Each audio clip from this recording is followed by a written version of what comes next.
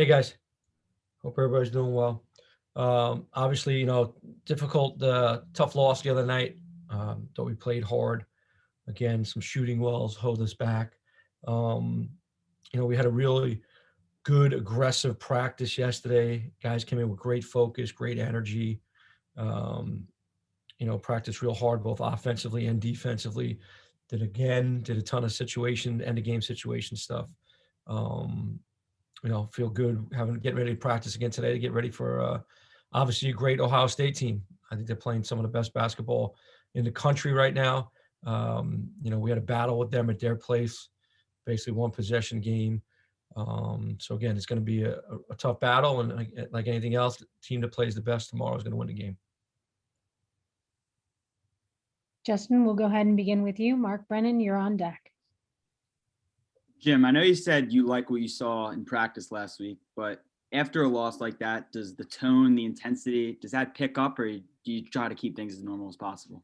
Well, this time of year, you're not practicing real long. It's about fresh minds and fresh bodies. We had two great practices prior to the Nebraska game. We really did. High level, high intensity. We had a great practice yesterday too, and that's the resiliency of this group.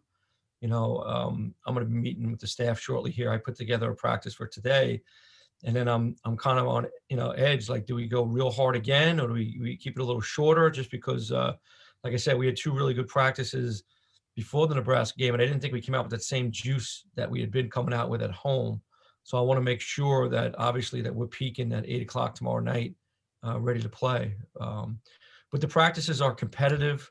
We always go hard the day before a game. Now, we don't go very long. I think that's the key, especially this time of year, 45 minutes to an hour. And I expect to have a really good practice today leading into the game tomorrow. Mark Brennan, let's come to you. Parth Upadhyay will come to you after Mark. Hey, Jim, thanks for your time today. Hey, Mark. How you doing, buddy? I'm doing great. Hey, it seems like three-point shooting has been kind of a lack of three-point shooting has been a theme through this stretch here for you. Can you put your finger on what the issues are? Are you getting good shots? Are guys maybe a little tired? Is it a mental thing? It just, what are your thoughts on that? Yeah, Mark, great question. And obviously I tore up all the numbers, and I'm bad at math. Actually, I'm bad at spelling too, but I spent a lot of time kind of crunching all the numbers, breaking things down, and it has all come out. It's the shot making, and in our past 5 games, we've made 26% from three, and we're only really making 6 threes a game. Where prior to that, we were shooting closer to 35% from three on the year. So, and it could be a little bit of everything. It could be a little bit of fatigue. Could be a little bit of mental. We are getting great shots. I mean, we broke down some analytic stuff and broke down them all, like watched all the shots. I had all of them from the past 5 games. And it's not like we're taking bad shots. And it's not like we're taking ones that aren't open. Actually, I think at certain times we've passed up a couple of good ones that maybe we should have taken. So it's about, shot preparation, and it's about confidence. Like, I'm not going to sit here and show these guys all the missed threes and why didn't you make this? Well, our guys are in the gym. We're putting in the effort. We're executing. We are getting very good shots. So, hopefully we can get a turn for the best in this game coming out. It's going to be tough, but we still got to shoot them. Like, we'd be doing an injustice if we don't shoot them. The longer we go in a shot clock, the harder it is to score in this league. So we have to take the first threes, the ones that show, the good shots, you got to take it. And that's all I'm telling these guys. Like, okay, you missed those 2, you're going to make the next one. Like, take it. So we just got to keep still in confidence. But I thought it was a good question. And, we spent a lot of time on it, and it all just came coming back to that. So getting good shots, got to make them. Thanks, Coach. Thanks, Mark. Parth, let's come to you for your question, and then Tandy and Luce will come to you next. Hey, Jim, hope you're doing well. When you've got a guy like Taylor Battle on your staff, legendary knee line, program's leading scorer, and somebody's a little bit younger, wasn't these guys' shoes like 10 years ago? What is the value of that on your players? Yeah, I think it's a great value. Great value. We talked about that yesterday. He's been spending a lot of time, especially with the guards like Sam Sessions and Jamari and MJ and those guys. He's lived it. He's worn the jersey. He's accomplished what these guys want to accomplish. He's made big plays and big shots. We're really fortunate to have him. I think it's been such a positive to have someone like him on our staff that can really teach these guys. and he's doing a great job with it too. So he's doing a really good job. Tanyan, let's come to you. Corey Geiger, you'll be on deck. Hi, Coach. When you look at the Big Ten statistics, I mean, Ohio State really isn't at the top of any of the categories aside from free throws, but they are in like the top 5 of nearly every category. Is it harder to prepare for a team that's so well-rounded rather than a team that has a few like prominent strengths? Yeah, I think they're one of the best teams in the country, if not the best team in the country. I really do. I think this is a Final Four caliber team. I think they have weapons all over the court. I think their pieces really fit well together. They play well off each other. They're very good defensively. They make you work for everything. I think Chris has done a fantastic job with this group. And it is challenging. It's challenging to prepare for, any of the teams in our conference, really. But obviously, you talk about one of the best teams in the country, and they're playing really well right now. I mean, they're playing the best basketball they've played all year. So, very difficult matchup. But they're a very difficult matchup for a lot of teams.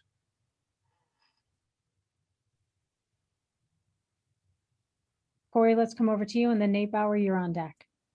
Jim, real quick first, is there any word on the Michigan postponed game? And then secondly, one thing I wanted to ask you is, it's been since '99 with Michigan State that a Big Ten team won the national title. The phrase cannibalize itself is kind of thrown out there all the time with these leagues. Does the Big Ten cannibalize itself and make it more difficult to win a national title? To answer the first question with Michigan, haven't really heard anything updated on that yet. Obviously, they just replaced the Nebraska game.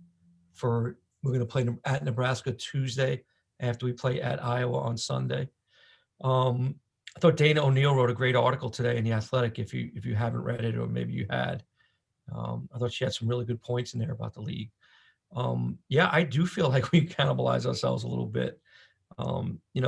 Especially this year. I mean, this league is so deep. The games are so physical. They're great coaches in this league. And maybe it is a little fatigue when we get to the NCAA tournament. We're going to see. I really, truly believe this year, one of our teams is going to win it. I really do. The way the way we're playing, the experience that we're getting through this year, I think is going to help, one of our teams that get into the NCAA tournament, make a deep run to the Final Four. I really do. But, toughest league in the country. There's no night off. I mean, you look at some of these other leagues and some of the teams that you might say that are on the bottom, it's kind of a W. That's not the case in our league. It's really not. And it's such good players and it's such good coaching. It's really challenging. Nate, let's come over to you, and then Justin Morgenstein, you'll be back on deck. Jim, you've had so many of these last-minute shots, right? End of game situations.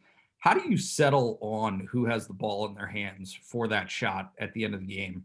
And I guess as an addendum to that, does anybody lobby you for that role? You know what? It's really been who's playing well during that game. And it's been one of the challenges. Like I said, in the past, we've had Lamar Stevens for the past 2 years. You had Tony Carr before that. You had guys you knew were going to get the ball to. We've been a little inconsistent, so we're kind of going to the hot hand, who's playing well at the time. I have my game sheet that I make up every single game, and I have plays for each guy that we're going to go to, whoever's playing well, what we're going to go to get them a shot. Our guys are all confident. We went over to the staff too, and it's kind of been spread out. Pretty much in our core group, everybody has gotten a shot this year. Everybody has gotten that shot at the end, and unfortunately, we haven't made a ton of them. But we talk to the kids about it. We do situations every day, so we mix it up multiple times a day and try to get each guy a different shot and just see, what we feel comfortable with and going to. But ultimately, it's about who's really playing well. What's the mismatch on the court? What has worked throughout the game? What is the other team struggling to defend? So those are the things that we evaluate as we go through the game. Thanks, Coach. Justin Morgenstein, let's come to you. Ben Jones, you'll be on deck. Jim, taking a look at John long-term over the past few years, you've been here. How's his game been able to develop from, strictly being that glue guy to not only now being a contributor defensively and setting screens, but, chipping in on offense regularly now as well. Yeah. He's just gotten better every single year. And he's gotten better every year. He's gotten better within the year, if that makes sense. You know what I mean? And as a freshman, he got better, and he just keeps getting better, and he just keeps evolving into what we need him to be. We facilitate offense through John a lot. That's some of our best offense when we go 5 out and the ball's in John's hands. We put some stuff in actually to get him the ball in the post a little bit more now because he's finishing at a high rate. He's been our glue defensively. He's rebounding the ball at such a high level. So, I mean, this is a guy that just, you're just so proud of a guy like this that just keeps getting better and better and better and better. And again, I'm so happy for John, and he makes us a good team. He gives us, another weapon on the floor now. And like I said, the anchor defensively. John, over the last 10 games since the restart, is averaging a double-double. That's not easy to do, and certainly not easy to do, especially when you play those first 4 in 7 days. Ben, let's come to you for your question, and then Parth, you're on deck. Jim, I was trying to find, excuse me, your first upset as a head coach, and I came across beating St. Louis at Duquesne seemed to be one of the ones that came to mind. What do you remember about that, and what do you think the ingredients are for an upset like that? Obviously, the parity tomorrow is maybe a little closer than that game might have been, but what do you think goes into a game like that? Yeah, if I recall, so St. Louis, I think, was like 9th in the country at that time, and we had to go to St. Louis, and they had won like 19 games in a row or something like that. And they were a really, really good team. They were fantastic. Jim Cruz, coach, excellent coach. They had a lot of weapons on the floor. But we had matched up well to them. We actually lost a close game at home to St. Louis early in the year. So I think we followed the game plan. We did what we were supposed to do defensively. We got the game played at our pace. I think, again, that was, a couple of years back, so I don't really have the whole game plan and set, but, we played very well. I think we outplayed them, but I thought we had a chance to beat them at our place as well. Similar. Hey, we played very well at Ohio State with a chance to win that game. We've had some big upsets here in the 4 years that I've been here. We've had some really good wins, and it comes down to playing well. And for us, guys, again, it's about making shots now. We've flipped it. Defensively, we've become a better defensive team, and we're getting the same shots. They just haven't been going in. And I think if these shots are going in, we're looking at a whole different record right now and a whole different situation. But they haven't. So that's we are who we are right now. And to me, it's all about building confidence in these guys, because when we play with confidence and we play well, we can play with anybody in the country. Parth, let's come to you for your question. Evan Patrick, you're on deck, and Nate Bauer will have you finish up today's session. Jim, you kind of touched on this in your response to my last question, but what has Taylor shown you? I'm not sure what his ultimate goal is, whether that's to be a head coach at a Division I program or an associate head coach, whatever it may be, but what has he shown you this year with his coaching ability that proves to you that he can climb those ranks and be a head coach at some place one day? Sure. So, Taylor, he does want to be a head coach. I've talked to him multiple times about it. You know what he's great at? He's just a great people person, which is a hugely important skill to have in this profession. The kids are attracted to him. He listens. He wants to learn. But when you ask him a question, like he has really good answers. He's got great work ethic. He can still play the game. I think he's got just a multitude of skills that are going to help him in this business. Obviously, the year we had with the pandemic, it's been very unfortunate in his, being able to really grow quickly. But he will. I think he's going to have an opportunity to be a head coach. I think he's really good at this stuff. He's going to be an outstanding recruiter. But like I said, going back to the first thing is just his people skills and the ability to work with people. It's just outstanding.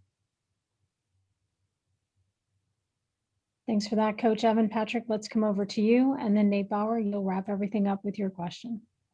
Hey, Jim, how much have you and the guys stayed in touch with Lamar through the course of this season, and how cool has it been for you guys to see him go from going undrafted to now carving out his role with the Cavs? Yeah, it's awesome. So proud of him. It's tough now, man. He's an NBA guy, so he's all over the place. To travel in that league is insane. But we watch it a lot. We share a lot of highlights with each other. I actually texted with Lamar, I want to say it was 2 days ago, just about how proud I am. And I just wanted to catch up with him just to see how his experience is going. So he texts us back, yeah, we got to get together and we'll talk about it. And then he's following us too. It's really great. He's forever tweeting these guys, talking with these guys. He's proud of these guys' efforts. So it's exciting for all of us. I know it's really exciting for my children. They love seeing him play. And he had a monster dunk the other day. I think it was on a Knicks or something. So he's really carving out a great role for himself, and it doesn't surprise me. And I said that to all my NBA contacts when they were calling me about Lamar, his strengths and his weaknesses. And I think Lamar is going to has the opportunity to have a at least 10-year career because he's such a good person. He's such a competitor, and he really does things the right way. So we're all really, really proud of him. Nate Bauer, let's come over to you, and then we'll wrap up today's session. Jim, you guys have obviously been able to turn teams over all year. What have the differentiating factors been between the games where you turn teams over and score off of it, you generate the points off turnovers, versus games where you haven't been able to do that? Nate, great question, man. And that has shown up. Like, we're getting, 16 turnovers and you're only getting like 10 points. That's a little concerning. And we've had games like that. Some of that is missed layups. Some of that's block shots at the end. Like we call it our Celtic opportunities or outnumbered situations. We're early in the year. I think we've been flying around, doing a great job with that. And, we have to continue to do a good job of that. But that has shown up in some of the games where we are turning them over, and yet we're not getting those baskets. Or same thing with offensive rebounding. You can throw that category in there as well, where, we might get, 13 offensive rebounds, but if you're only getting 10 second chance points, that's about finishing. And again, what is finishing? It's shot making. And that's why on all the analytics that we have broken down, it's come down into just making the shots. And to make the shots, you got to play with great confidence. Thanks, everybody. Appreciate you taking your time. We'll see those of you who are planning to attend. We'll see you tomorrow night, 8:07 tip against Ohio State. And then we'll be on the road at Iowa and now at Nebraska on Sunday and Tuesday. So thanks, everybody, for being here. Thanks, guys. See you soon.